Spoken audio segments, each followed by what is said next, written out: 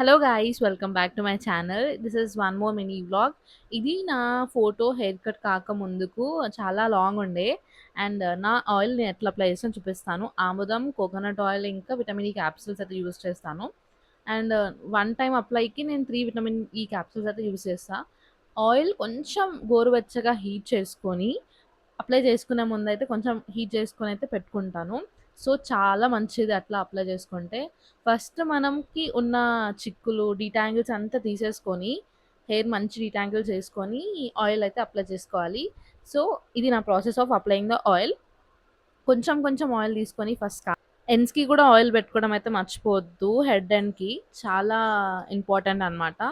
ఇలా ఆయిల్ పెట్టుకున్నాక మంచిగా మసాజ్ చేసుకొని 1 అవర్ తర్వాత అయితే హెడ్ బాత్ చేసుకోవచ్చు.